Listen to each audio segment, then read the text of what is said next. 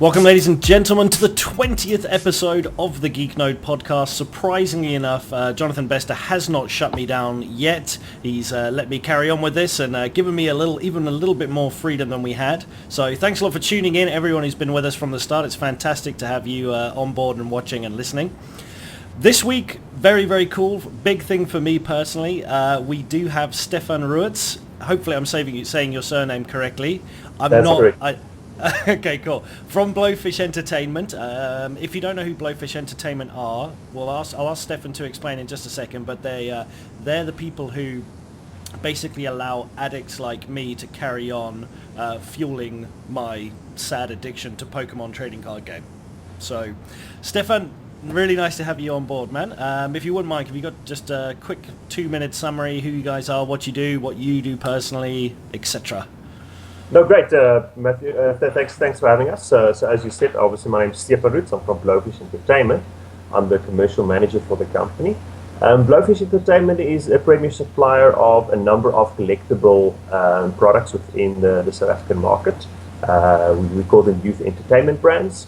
Our main focus is on trading card games, notable ones such as Magic the Gathering, Pokémon, as you've mentioned, and then we do the Yu-Gi-Oh! Trading card game as well. We do a few other lines such as the board games, etc., and a couple of miniatures, but mostly our main focus is on the paper product of the trading card games.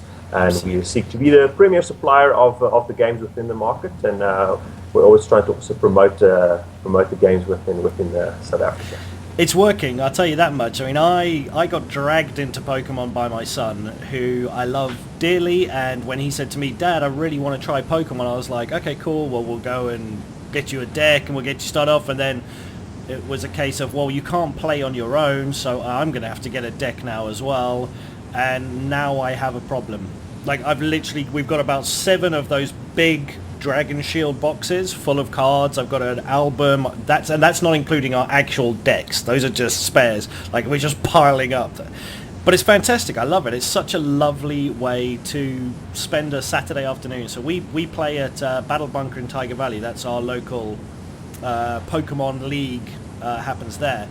So it's a great way. I mean, there's so many kids. There's grown-ups there too. I'm not the only one. I'm not like completely weird. But so I mean, I'm seeing far more adults than I would have thought when I first started. Like, it's a big deal. No, it's correct what you're saying. You know, particularly the Battle Bunker is a great venue. You know, they're always trying to foster a vibrant gaming community and really make sure that it's open for everyone. Ultimately, these games are pastimes. They're no different to any other hobby. You know, whether someone's playing golf or whether he's playing a game, it's ultimately still just a way to spend your free time and large parts of your disposable income. Yeah.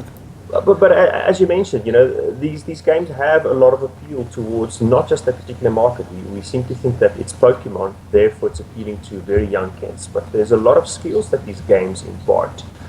You know, they stimulate creativity, they teach you arithmetic, they encourage strategic thinking, and mostly what they do, obviously, is they encourage social interaction. Really, these games are all about getting together and having fun with other people that are obviously like-minded. And you're not the only father and son you know, that play together. It's something we see at a number of venues across the country for a number of different games. It's just a way for people to get together. And obviously, as your son got into it and then got you into it, you now find that you've got a similar interest, and that's something you'll see at any venue you go to in the country. You walk into a room full of strangers, but they're not really strangers because immediately there's a common thread. You can all have a conversation about something. You're all there for the exact same reason, and that's just to have fun in a communal setting. Absolutely, and it's been great. I mean, I've even got now 3 of my friends who have gone and bought decks, and they're starting to build their collections as well. So, it's been wonderful. So, thanks for bringing them into the country. We appreciate it. No, sure. I saw you guys have also started bringing Vanguard. Yes, so Cardfight Vanguard is, I won't call it a fairly new product, but compared to the other brands that have been around for 2 odd decades, Pokemon, Yu-Gi-Oh! And Magic, in that sense at least, Vanguard is fairly new to the South African market, to the global scene as well. It's a Japanese-inspired anime trading card game. So I mean, if you're into that kind of genre, then it immediately would have appeal towards you. The art on the cards is absolutely incredible. Yeah. It's not a game that I've played myself, so in terms of the game mechanics, I can't really draw comparisons because I'm a bit unfamiliar with the gameplay itself. But from what I've seen, it just looks absolutely wonderful. And funnily enough, in the few short years that Card Fight Vanguard has been around, it's actually grown to be the 4th biggest TCG globally. So it's made lots of strides. Wow. Okay. So being a new player. Yeah. So what is it? So Magic and Pokemon, I'm going to assume, and Yu-Gi-Oh are the other 3. I'm assuming. Yes, they are the other 3, and depending on how you view it, Magic is the biggest, for example, in terms of the player communities. Pokemon, for example, is commercially the biggest brand. It's the top brand through the mass market with the TV show and everything. I can imagine. Exactly. And within the hobby channel, like your independent comic book stores, etc., and those types of retailers, Magic is the number 1 brand. But the big 3 are Pokemon, Magic, and Yu-Gi-Oh. And Magic's Card Fight Vanguard. Magic's a scary thing, though. Like, that's where I'm hoping my son sticks with Pokemon, because I've been hearing some things about... I was walked on Saturday. There was a guy there who, I think, pulled a card that was worth a few $100s. It's not uncommon for cards to have a high secondary market value. Yeah. Ultimately, that value is driven by the player demands and also the supply. And it fluctuates an awful lot. This weak card might be very valuable and suddenly triples in terms of its value. We always speak in dollar values. That's the easiest way to trade on the secondary market. And then maybe as interest wanes in that particular the card or the strategy, etc., that made it popular, then inevitably the price can fluctuate as well. But as you said, with all of these cards, really, it's an aspect that's there.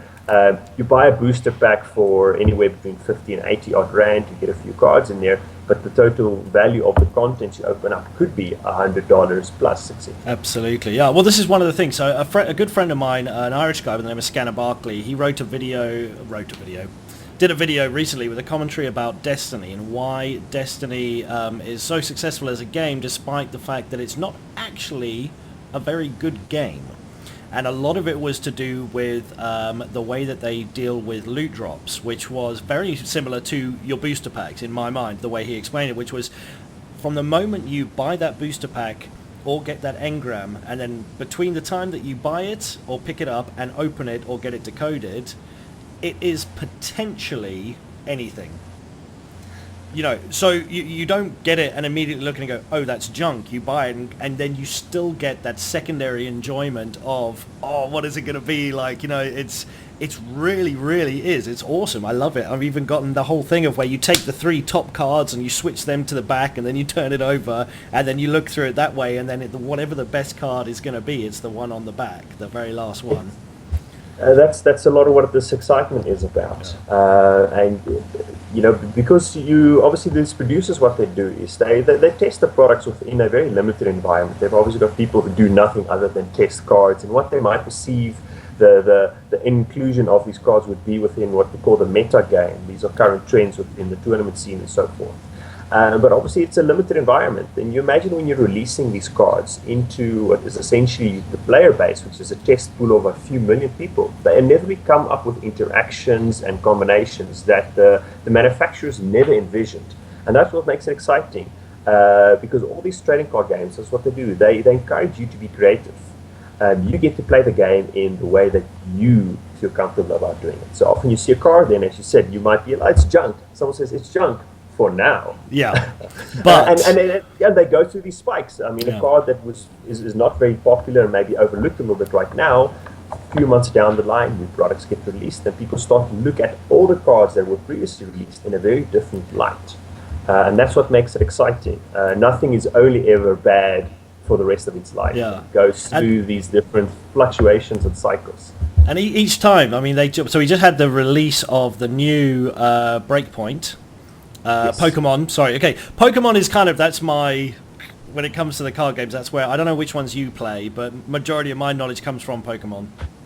I'm a Magic player myself. I started off with Pokemon when I was young at primary school, until they inevitably banned it, as they did with all the games we like to play. Of course. I then went on and tried to find a replacement for it, traded off Pokemon cards for Magic, and that was about 14 years ago. Yeah. And still going strong. Wow. Yeah, still going strong, still going strong. Good job.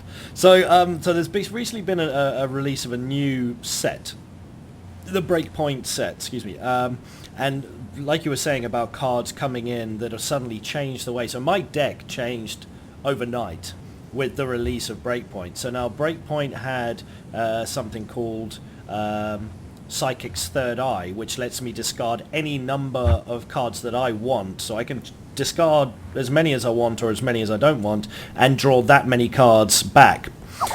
And so that replaced all of my Professor Sycamores, who would just discard everything you've got. And like, it's just changed the whole thing. Like, it's literally, bang, one different card and completely changed. So yeah, I've been absolutely loving it. But yeah, no, as I said, I've also the been game lucky. really is. No, fair enough. That's an aspect that does feature in there. The best players, they try and eliminate the luck element or the bad luck element as much as possible and try and swing things in their favor. And that's really something that's available to you as a player. And you can steer the game in the direction that you want based upon your preferred playstyle. Well, my deck now is pretty good. So I've got a tournament-worthy, a tier 1 deck now. Well, I'm one card away from it being what it should be, so I need one more Shaman EX, which I pulled a full art one, and that was worth $50. So I was like, that's a good value, yeah. I'm like, that's a pretty good, yeah. I'm not complaining about that. And it's just absolutely blows my mind that how much of a difference there is now to when I started. When I started, I was just like, oh, I like this one. It looks cool, or this attack sounds really good. But then when I started to get more into it, and they're like, no, but you want to take these bats, these Zubats, Crobats, and Golbats, and I'm like, but they do like next to no damage. And it's like, yes, but each time you play it, you do 10 damage, and because my Mega Houndoom can do 160 damage, but most other EX cards have got 170 health. So like you play a Zubat, you knock off 10, then you hit it with your Houndoom, and then you kill it. And I was like, I never even thought about that in the slightest. Like, it didn't even cross my mind. And that's something we see with all the games. Inevitably, as the players progress, they end up viewing the gameplay and the cards inevitably in a bit of a different light. You come across all these interesting combinations. You might say, card A, B, and C aren't very good, but suddenly add in element number D, and then A, B, and C function in a very, very different way. And that's, as I said, it's always that interpretation that's available there for all of these things is what makes it so great. Yeah, and you guys have been around for a long time. You've been bringing them in since Pokemon really started here, as far as I'm aware. I've heard your name for years. Well, we've been the premier supplier of TCGs in the market since about 2006, but we actually only took over the distribution for Pokemon about 2 years ago. It would be about 2.5 years this year. So Pokemon is not a brand that we've carried since Blowfish has been in the market. But it's something we added about 2.5 years ago, and so far it's been very, very good for us. I can imagine. Yeah, no, I can. I know. So does my bank manager. But okay, so yeah, it's horribly addictive, and I love it. Okay, but apart from that, are you a gamer at all? I don't know. What other interests you've got? Are you a movie fan? TV shows? I watch a bit of TV, and I like to frequent the movies every now and then, but for the most part I prefer physical products. The reason for that being is simply because they're social in their nature. All of the games that I play aren't games that you'd play perhaps in the privacy of your own home, just one player, maybe linking the internet with someone else. I very much enjoy the tournament scene. I'm a competitive player when it comes to Magic, so I like to grind events, get together with a group of people at a store and so forth. I haven't played digital games in quite a while. The last console I owned was a Sega Saturn. Oh, there we go. Old school. I like it. Yeah, sure. I still had the infrared remotes, the first wireless remotes on a console. But I mean, when I really got into Magic seriously, then that's when I moved over towards the physical product. I like to have something in my hand. I'm a big collector as well, so that collectability element is something that I'm a big fan of. I was going to say, I see the vinyls on your wall behind you there. Oh yeah, no, that's just some of my mates. They're some of my roommates. They're quite into music. Oh right, okay. No, I was going to say because it's amazing the things that we end up putting. Like I have books on my walls, which everyone's like, "Why would you put a book on your wall?" I'm like, "Because I really like the cover, and these are the books that have meant something to me in my life. Like not just something I've read; it's really had an impact." So yeah, I get that. It's the collectability of things, the physical. There's nothing like sitting around with your mates playing a board game, playing Pokemon, playing Magic, whatever it might be. I mean, I do it every Tuesday night. So we've got a group that we'll go through and I'll take my Pokemon cards and we'll have a couple of games of Pokemon and then we'll maybe play some Carcassonne or some Dungeon Master or some Talisman or, any board game and then play a bit of Dungeons and Dragons after that. So like we end up spending a good few hours just smashing out the physical games. It is great fun. Sure, same for me. I'm also a very big fan of board games, particularly strategic military conquest type games, all different versions of Risk and so forth. Risk is a good one. Yeah. I've recently got a copy of Risk, so I started playing with my son, and I have not beaten him yet, which is killing me. It's absolutely murders me. Like no one in my family has beaten him at Risk, and it's like this is not okay. Like, and I play strategy games on my computer. Like I'm a big fan of like the Civilization series and Empire Building and XComs and all that kind of thing.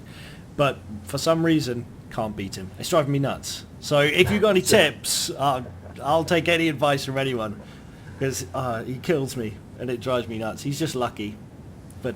No, the single best piece of advice I can give you when it comes to playing Risk is don't get greedy.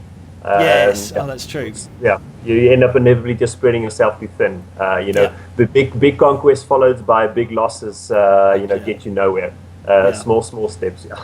Yeah, just there we go. Just push him back slowly, corner him, and then, okay, I like it. I think I'm going to have to start playing a little bit more, what's the word? Strategically, but also a little bit more passive, a little less aggressive. It's probably be a good idea.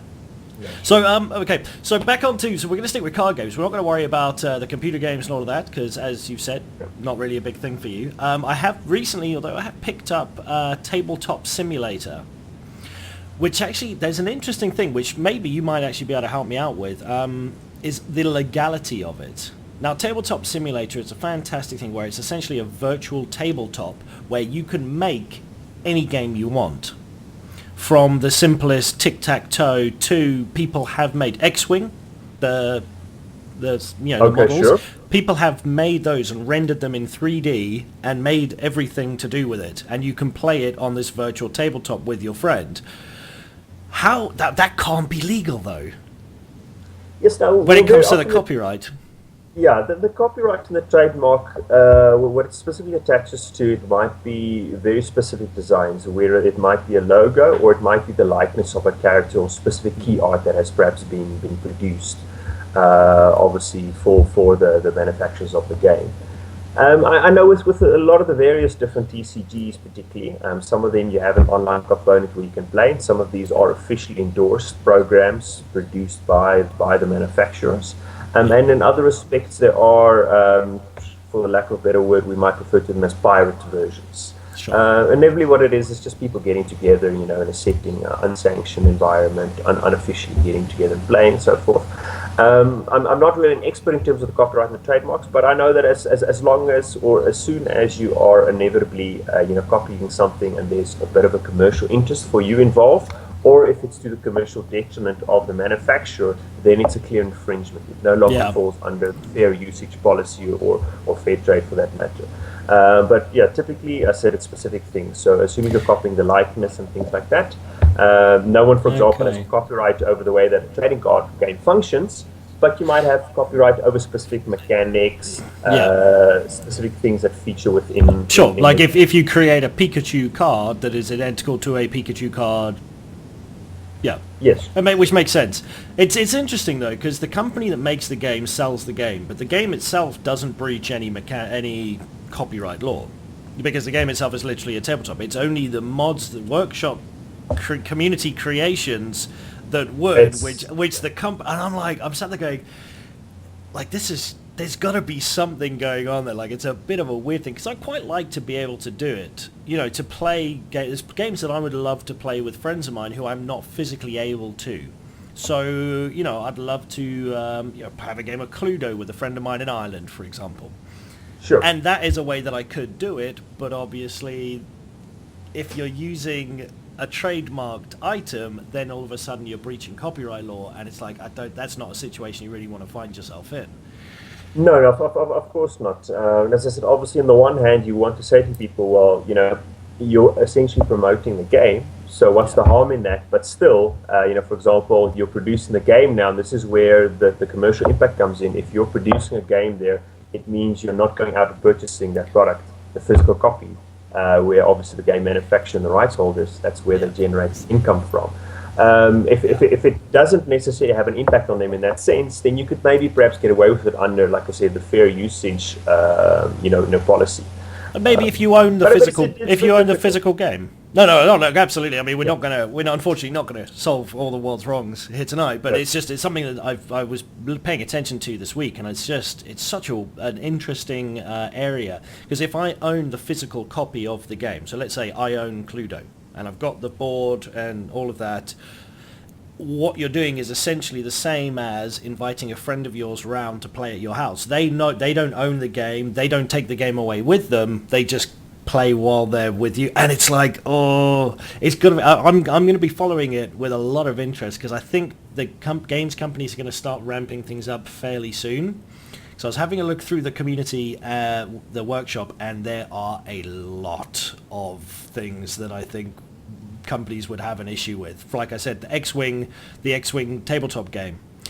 It's like, you know, that's the Disney on a company you want to play with. Like, they're not scared of slapping people around for copyright stuff. But it'll be interesting. It'll be interesting. I'm going to be watching it. So, and anyone else out there, pay attention to what's going on with that, because if you are playing things, like, just pay attention to it, and keep in mind that what you're doing might be a little bit dodgy. So don't do dodgy things. I'm not familiar with the tabletop simulator itself, but inevitably I can just assume it's just a convenient platform for people to get together. Absolutely. Inevitably, it's user generated content. Ultimately, people are just trying to play the games. 100%. That's literally it. Yeah. But well. So briefly, we spoke before this, and you yourself and Trev will be coming down for Rage, which is going to be fantastic. Yes, that's correct. So Blowfish has had a presence at Rage in Johannesburg for a number of years now. I think for the past 6 years we've been exhibiting. We always use it as a marketing opportunity. You can directly engage the visitors to the show, approach them and say, hey, you know what, we're here showcasing Magic or Pokémon or some board games for that matter. Give them an opportunity to sit down, try the games out. If they have any questions, there's someone that's qualified in order to answer the questions. Teach them the basics of the game, and inevitably, since there's also some retail aspects there, if they are then interested, they can go out and purchase the products. But for the past few years, we've really tried to use it as a big marketing drive. As I said, there's obviously lots of people there, and they're there to try out games. Yeah. And particularly Rage, a few years back or so forth, it was very much a hardware and electronic-based show. Even though it is just the really awesome gaming expo.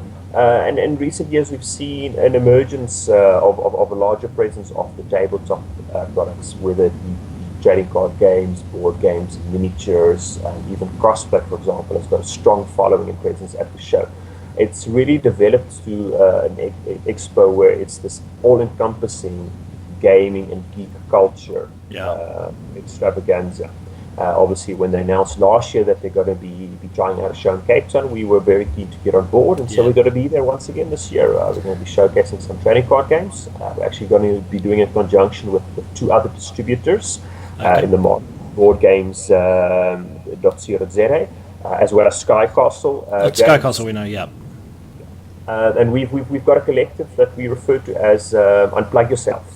The tagline there is "Join the Tabletop Revolution." Yes, and they did an event recently in Cape Town, a few months back, which I couldn't make it to, unfortunately, but I was very keen to, which was, yeah, as you've just said, I mean, it was exactly the tagline, I remember it. It was, I think it's an absolutely fantastic way to do it, man, just to get away from the computer for a bit and actually have some social interaction, and you end up becoming fast friends with people, you know, it's great. That's true. And as I said, even though the initiative is called Unplug Yourself, you know, we're not necessarily presenting tabletop games as an alternative to digital games. We are simply presenting it as a complementary feature. And every someone who's a strategic gamer, whether he likes to play RPGs or other strategy-based games on his console, on his PC, he would inevitably have a bit of an inkling towards playing a strategic board game or a strategic card game, a strategic miniatures game. And that's what we're trying to do. We're trying to appeal to gamers. We're just presenting them with an opportunity to play games in different formats and ways that they might not necessarily be used to. In the same way that you have that bit of a crossover. Some people play TCGs, but they also play consoles and PC games. And it's there. And it's really just about introducing people to games that they may not have been aware of. Sometimes we do promotions for Pokemon, and people say, "Oh, that's still around." I said, "It's never gone anywhere. It's actually it's bigger than it ever was." So sometimes it's just that re-engagement with people that used to know about the game, never even realized that it is actually still around for that matter. But yeah, I mean, if people want to come through to the Unplug Yourself stand at Rage Cape Town, that's obviously going to be running next weekend on the Friday, the Saturday, and the Sunday. The show hours are a bit longer than for Joburg, so there's a lot more time to enjoy all the stores that are available. Unplug Yourself will be at stands 31 to 32, and we'll be promoting all sorts of trading card games, miniatures, and board games. It's all demo space, so you feel free to come through, browse, see if there's a game that looks interesting. Just grab a seat and someone will happily show you how to play, and we'll be doing that all day. That's fantastic, man. I'll be really happy to see that. Yeah, it'll be good. We had, so at UConn, we had the chance to sit down and play some games. Had a similar kind of idea. It was quite, you know, UConn, not quite the same scale as Raid, so obviously there was a lot less to do, but it was still it was a lovely idea to sit down and play a board game that you've never tried at all. And with the crossover from PC and console gamers or electronic gamers to tabletop gamers, I really like that I'm seeing more and more games made as board games. So like XCOM has its XCOM board game, which by all reports is fantastically good fun. And we're starting to see more and more of them kind of get their own official board game, almost say companion, so that you can, if you love the XCOM series, you can then translate that into a physical enjoyment of the board game as well. So it's cool. I'm very happy. This crossover that you mentioned right now is something that in recent years has absolutely blown up in terms of its popularity. We see a lot of these licensed titles. Suddenly there's a Walking Dead version of Risk or Monopoly for that matter.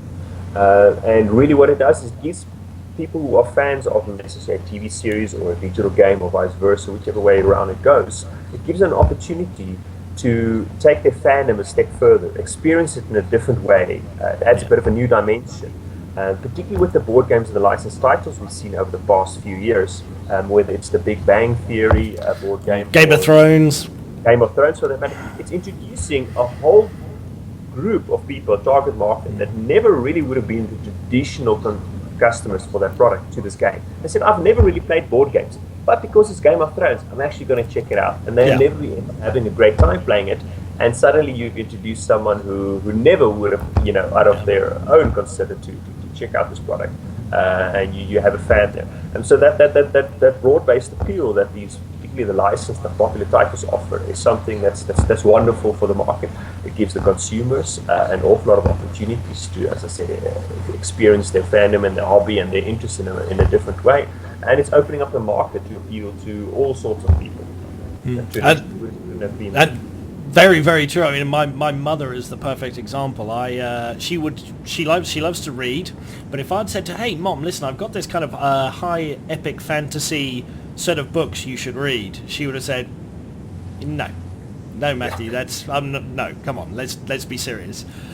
But she's reading Game of Thrones and she's loving it now, because I introduced it to her, and she's now, so we play, and I picked up Game of Thrones Monopoly, which I think at Christmas, my sister was over from the UK, and we all, obviously the whole family's together at Christmas, and so we were playing this Game of Thrones Monopoly.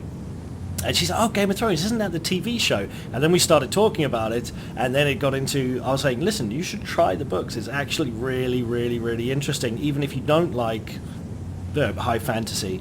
And yeah, so there's someone who you would never have thought would play the Game of Thrones board game itself would probably be quite happy to now, all from Game of Thrones Monopoly, which is kind of ridiculous. But but it works. Exactly. So Yeah. I like to think that everyone is a gamer at heart. They just need to find the right game before they'll obviously go down that avenue. I like that. And then that's something we've seen, as I said, in the past years. I mean, particularly board games have gone through, quite a revolution in terms of what they are offering. Not just the titles that are available, but also the way that the games are being designed. For example, we do some Dungeons and Dragons adventure games. And something that's quite unique about these games is that they're 1 to 5 players. You can perfectly play them as a single player campaign if you wanted to, or if you want to do it with a group of friends, you can also do that. Something characteristic of the new generation of board games that we've seen is it relates to the gameplay. So if you look at some of the more classic titles, something like Monopoly perhaps, if you figure out what the basic strategy is, you kind of just run with that and you will do well. There's not real opportunity for someone who maybe hasn't discovered that secret yet. So if you're a newer player, you will be dominated by an experienced player. So. Yeah. But what you see with the new generation of board games is that you're not just playing against players, you're playing against the game. What it does is you're essentially playing against yourself. The harder you play, the more the game challenges you. And that's also, it's a different dimension that's being offered. So it means that an experienced player can play with a bunch of newer players or less experienced players, and to an extent they're all on the same level playing field because the game will push back as much as the expert player pushes. And that's something that's been absolutely wonderful because it makes a lot of people a lot more willing to try out some of the newer games. Rather than it's just, I'm just going to go around here and this guy's going to kick the crap out of me and then I'm just going to go home. The one that I really, really, really love is Forbidden Island, which I don't know if you've ever played it, but it's a cooperative game where you play with each other. So there was Forbidden Islands and Dunes or something, I can't remember, but basically where you're on this island, you've got to get together these different cards, or if for the desert one it's you've got to get the pieces to repair your ship to get out, and the sands are rising or the water's rising and the island's sinking, and you have to work together. Each person can do a task, so everyone's got an assigned role and you have to all work together to do it. And there's the zombie one, I think it's like Night of the Dead or something, I'm not sure, where you have to work together to all survive this one night in a house, I think, that's full of zombies. Oh, it's fantastic. Co-op, I love co-op. I'm very tired of fighting. Yeah, it's good fun to play with your friends. Sometimes it's good fun to beat the crap out of your friends and then be able to go, yes, thank you very much. Sometimes it's nice to just sit down and actually work together. So yeah, it's very, very cool. That's great. I'm loving it. And then I've played a few co-op games as well, where the games they take a bit of a turn depending on how the game develops. I remember we were playing a Walking Dead board game a while back with some of my mates, and I was in the strongest position, so I was left with the task of fighting off the zombie horde. And as soon as I'd basically, staved the tide of zombies coming in, and I was sufficiently weakened, immediately all of my friends turned on me and they took me out. They left me to take out a common enemy, and I was, you can't even be upset. You're like, that's exactly what you should be doing. 100%. That's the smart play. Yeah, absolutely. That's fantastic. And I love that games have got to the level where that is an option. It's no longer formulaic. It's no longer move around the board in this way, and when you get to these points, this will happen. It's much more story driven and much more driven by your own imagination. I think it's taken a lot from Dungeons and Dragons and Pathfinder, and the fact that those kind of elements, the storytelling elements, are being ported into normal games where it's saying to you, listen, go mad, do your thing. Like, if you want to do it, do it. Yeah, and that's really what you want as well. You want that change and that almost uncertainty in terms of how the game's going to pan out every time, because what that leads to is reusability and playability. You want to be able to take that game out of the box, play it 50 times, and you want to have 50 different experiences whenever you play. Particularly it's something you see with the board games. It's really something you buy in and you want to enjoy it for the rest. It's not a once-off thing. I've built a puzzle and that's the end of the story. So yeah, all these are interesting aspects that you see going into the game design, and obviously the manufacturers put a lot of thought into the user experience, because that's really all that it is. For example, with TCGs particularly, I obviously spoke about that social aspect of getting together at a tournament, with a bunch of people in the store, you're playing together. That's what you're selling. You're not selling a trading card game, you're selling the experience. Yeah. People are there to pass their time, but they're there to pass their time with a bunch of other people. They just happen to be playing a trading card game, and that's the medium. Yeah. But it's about the experience that they're having. It's about the community that you get involved in. Yeah, no, it's fantastic. I've got to be honest. I love the Pokemon community, because it's the only one I've seen the Magic tournaments and things happening, but obviously not having been part of it myself, I can't really comment too much on it. But I mean, just the amount of people, and they're just so happy to help each other out, and like sit down with someone and be like, oh look, let's have a look at your deck and let's figure out what we can do to improve it. It's been great. Like I think Sydney, who's one of the qualified judges, actually sat down with my son and said, right, let's go through your deck, let's have a look at what we can do to try and maybe make things a bit better. And yeah, it's really, really good to have. There was something I wanted to mention though. Sure. You said about having a single experience game, and you don't want to have that. You want to have multiple experiences, which I agree with you 100%. But there is one game that apparently you play it once and that's it. Have you heard of it? Someone was telling me about it, where you literally, like, you open the cards and you can't play it again. Each one is so... I don't want to say it's massively linear, but from the way it was described to me, it does sound that way. But like to the point where after you've used a card, you're supposed to cut it. You're supposed to then cut it and throw it away.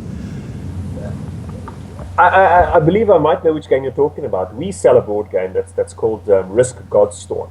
So it's a Risk game, so therefore it's a strategic military conquest that you play. It has a bit of a Viking theme to it. But what this game does is it's got a unique element in terms of how you approach the game from the first time.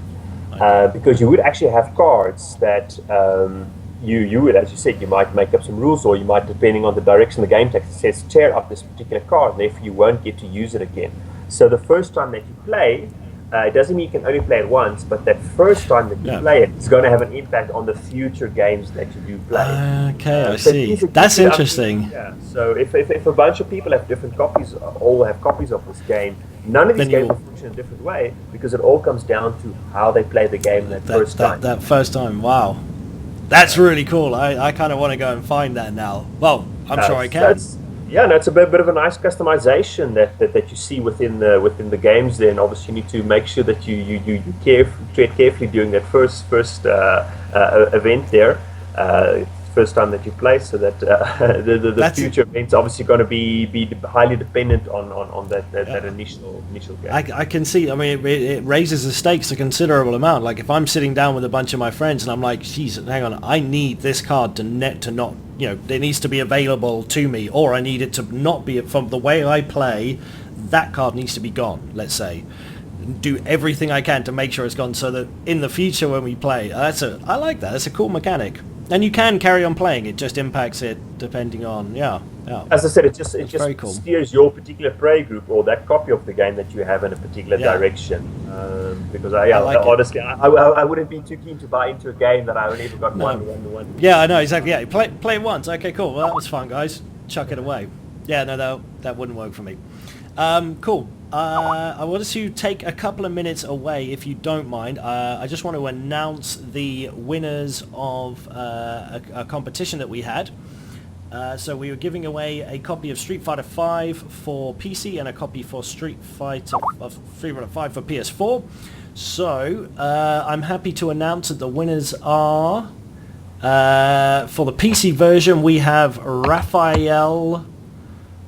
I'm not going to say the whole name because then just give you some anonymity, but we will be in contact soon. Raphael Biscuit Bear, There you go. That doesn't give anything away.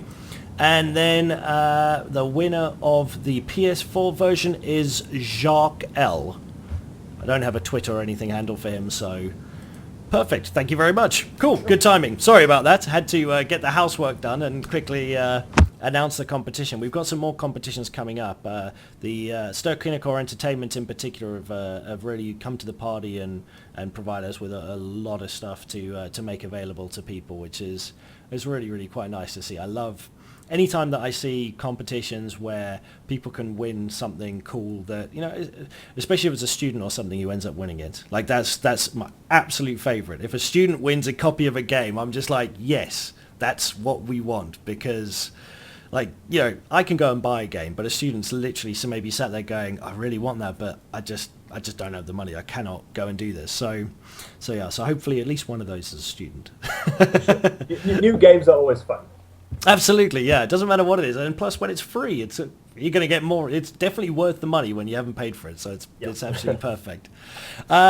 Cool. So we've covered Rage. We've covered a fair amount of board gaming stuff. We've had a good chat about Pokemon. I would like to know a little bit more about Magic, if you don't mind, from you, and not more from you as a competitive player than as a representative of Blowfish, although obviously there'll be an element of that. So Magic seems to be so complex. Like, I look at it and I'm fairly sure it's the same thing as everything looks complex when you're standing on the outside looking in. As soon as you're part of it, you start to understand it. I'll start to see the trends, start to understand what this does, what that does. But there's a lot going on. Yeah, no, that's true. So you have two types of players when it comes to any TCG for that matter. You always have the competitive players, which are your franchise established players.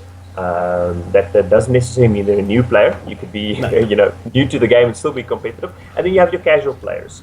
So the competitive guys are basically the ones that you'd be seeing at the tournaments. Those are the ones that play in public events, at the store, national competitions, and so forth. And then you have your casual players, who are, as we refer to, the kitchen table Magic players. These are the people that get together, just a bunch of friends at someone's house. They maybe even have some house rules that they apply. The largest part, at least of Magic, of the player base, are actually casual. They estimate that as many as only 1 in 18 are actually store-based players. So there's this massive component of people that kind of function behind the scenes you're not necessarily always aware of. As far as the game being complex goes, what really draws me to Magic and continuously keeps me captivated is the fact that you play the game on the level that you feel comfortable with. You can either play, you have, for example, it might sound contradictory, casual advanced formats within Magic, which seems a bit strange to put it in that way, but really it's focusing on casual type of play, but the mechanics that might go into that product are a bit more complex and advanced. Okay. So there's a bit of a crossover. And then obviously you have the strictly competitive gameplay as well. You have obviously all sorts of tournaments, and you might have some casual play, like the regular weekly events that you see at a store and so forth. But it really just comes down to what the people within your particular community have a preference for. Yeah. And you go to certain play groups and it is extremely cutthroat, and you go to others and it is so casual. Yeah. And it's about finding your niche and finding the right group of people that complement your own kind of play style. What's great for me about Magic is that you can have an experienced player play against a fairly novice player, and they'll both play the game that's at their own level. It's not a matter of you need to be an expert in order to be doing well within the game. You're always going to have fun when you're doing it there. Yeah. The best cards are not necessarily the most powerful cards. It's just about how you utilize it. You could have 10 people look at the exact same Magic card, and they'll have 10 different ideas about how it should be utilized. That's also something that's great about Magic, is that your personality really reflects within the game that you play. You have, for those who might not know, you have the 5 different colors of mana within Magic. Each of these colors, they have different strengths and weaknesses and characteristics. So, for example, if you look at the color of blue, which is the color of islands, it's all about deceit and intellect. So people who prefer a strategic, controlling approach towards their gameplay would naturally gravitate towards blue. It's a very reactive type of gameplay. It likes to have all the answers, but it's not the one that's going to be asking the questions. You contrast that with the color of red, which is the color of mountains. It's all about fury and chaos. It doesn't like to deliberate. It likes to kind of just bash in, do as much damage as it can, and kind of get out of there. Someone, for example, someone who has an emotional personality type would gravitate towards the color of red, because that is exactly what it characterizes in the game. It's all about being passionate. Then you put that against blue, someone who's a bit more reserved, a bit more calculating, and things like that. And you have these two types of players. They're playing the exact same game, exact same cards, but the interpretation of how it should be played is still very different. And it's always up to the individual player about how they want to be approaching the game. And that is something that the original creator of the game, Richard Garfield, when he envisioned this game, he wanted to have a pocket-sized game.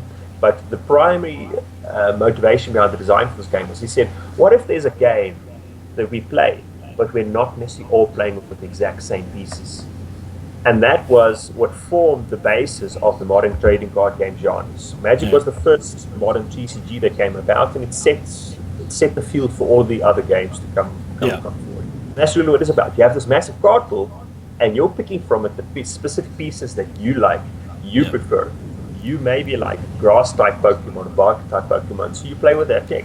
I like dragons, so I'm playing the red colors within Magic. I'm playing a different strategy within Yu-Gi-Oh! Because I like the art that I'm seeing on the cards and so forth. We're all playing the game, we're playing it for different reasons, playing it in different styles. But you as an individual get to influence that flavor of yourself onto the deck that you play, and also then the game that you play. That's what makes it so great. You can play 1,000 games and you experience 1,000 different things. That's just fantastic. I was doing a little bit of reading earlier, and I did see something. You mentioned the blue mana. Apparently, blue mana is pretty much seems to be the strongest. There seems to be a little bit of a bias towards, was what I was reading. I don't know how true it is, but that's what I was seeing. Well, the thing is, people like to think that, but each color really has its own characteristics and therefore its own strengths and weaknesses. So because blue plays controlling and a reactive game, it never presents the threats. If you present more threats than it can answer, you steamroll over it. So if we can once again contrast the colors of blue versus red, red kind of runs in, it's all about the early game. It's not about the long game. Because inevitably that fuse that it has, it burns out and then it loses its momentum. Blue doesn't have that early momentum. It needs to play the controlling game so it can stabilize, because it wants to play the long game. And it'll hold off the red for long enough to run out of momentum and then react and go for the win. So exactly what I was thinking. So if you're quick enough, then you can roll over blue before anything that you're trying to do becomes relevant. That guy's literally sat there going, well, I don't know. I mean, I had this on Saturday at Pokemon. I won the game on my second turn, which was... It's a bit like, but it happens. Sorry, and I did feel slightly bad because I was playing against like a 12-year-old kid. And I was like, I'm really sorry about this, dude, but sorry. I've sat across some opponents, and sometimes it happens. They may be just experiencing some bad luck in terms of their draws, and you can see that their strategy is just not working the way that it should be. But we've all been in that position. Sometimes you lose because of that. Sometimes you win because of that. But it's definitely it's a two-way street. I was going to say, I felt bad. That didn't mean I didn't do it. I didn't feel so bad that I was like, oh no, that's terrible. No, it's fine. You keep drawing cards. I hate that you have no energy. I'm really sorry. Carry on. No, I smashed him. But yeah, I've had it happen to me the other way around. I've had it badly, where it seems to happen to me. There's one kid there who's got an incredible deck, and he's been playing for years, and he just destroys me every time, and he's like 10. As long as someone that they can be humble in their victories, then there's nothing wrong with losing. You need to know how to lose before you can know how to win, because that's the most important part of it. And you can try and impart a bit of an experience on the other player. Sometimes you absolutely smash them, but if you just get up off the table after that, end of the conversation, leave, you can sit down with that player and say, well, this is exactly why my deck did this. I think if you did that a little bit differently, there, you maybe actually could have, made me stumble a bit here, and you could have had a better fighting chance. Or if you did that a bit differently, well, as you said, let's have a look at your deck. Maybe your deck is not as optimal as it can be. I like what you're doing right here, but you can maybe perhaps refine it a little bit more. Or if I'm doing this is how you should be reacting from it. You're teaching that player a bit. You as an experienced player beating someone, you don't always learn an awful lot there. You learn when you lose, because you pick up on mistakes that you make. When everything's going perfect, there's not a lot of experience to be gained for you. And that's the important thing, is you can use that opportunity to really impart a bit of knowledge and experience onto that other player. Next time round, he's going to be a little bit better. He's going to teach someone else a bit of a lesson. Or next time you face him, he's going to be a bit better. He's challenging you a bit more. And therefore, now you're learning a bit more. Yep, absolutely. See, this is exactly it. Growing the community is never a bad thing in any circumstance. If the more the community learns, the more the community grows. It just goes from strength to strength. It's something that makes me very happy. So, if I beat every player I ever faced, I'd stop enjoying the game. I'll be honest with you. Oh, absolutely. I mean, it'll be the worst thing in the world. Yeah, where's the challenge? Yeah, no, you've got to suffer through some adversity before you can properly enjoy the victory. So I'll agree with you 100% on that one. I think we're pretty much coming to the end of our time, unfortunately. I have enjoyed it immensely. It's been fantastic. I've got 2 things to quickly go through. I do need to say that we have got another competition coming up this week. We will be giving away the Resident Evil Origin Edition for PC, 1 copy only. It's all we've been able to get, but that competition will be going live on Monday, so keep your eyes open for that, Resident Evil fans. If you like blowing zombies' faces off, that's going to be a great one. Sadly, I'm a bit upset because I can't enter.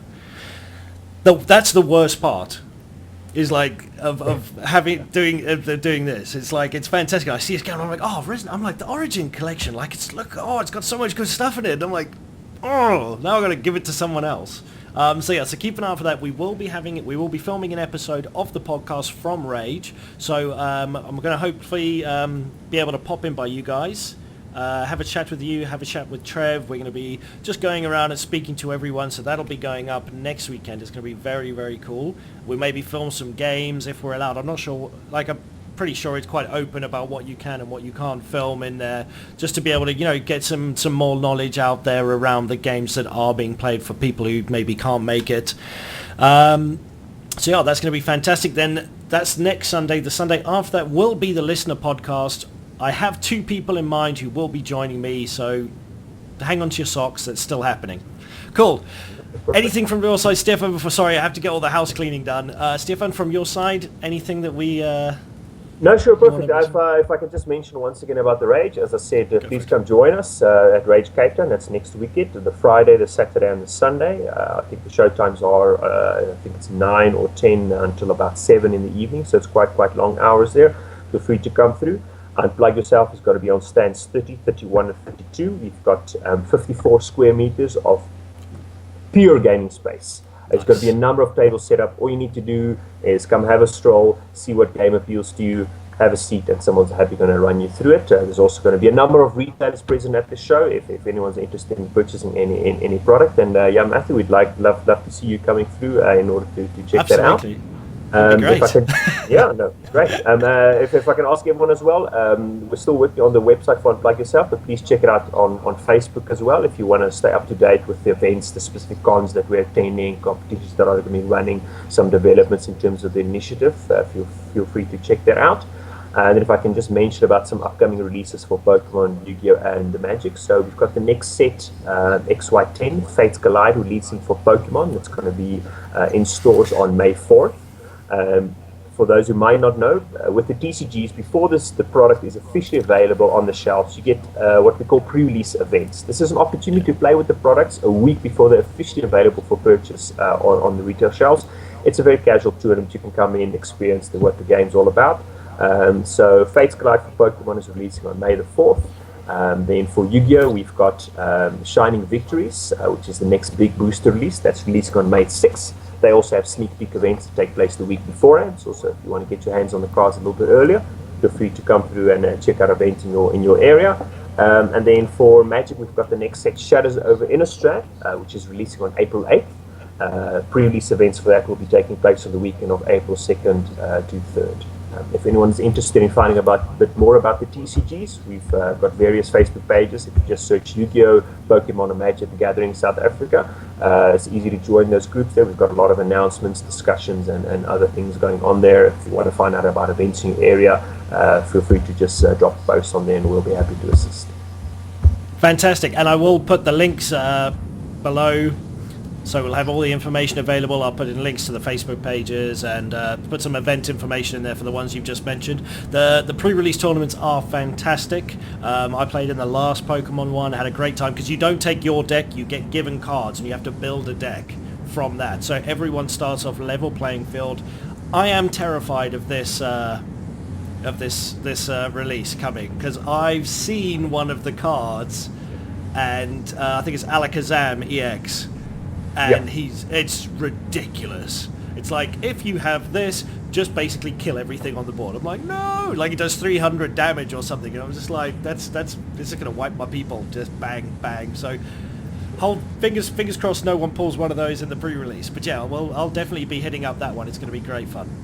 No, cool. great. That's, if I could just mention, it's the 20th anniversary of Pokemon this year.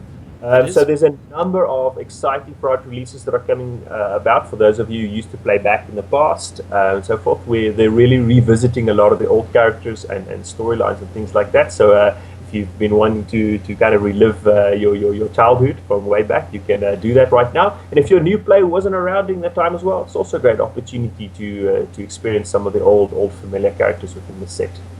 Yeah. Actually, if you are an old player who's still got his Pokemon cards, especially if they're like Generation 1, if you've still got your cards knocking around, have a little look on eBay. That's all I'm going to say. I recently heard something about a Pokemon first generation card being sold for $30,000.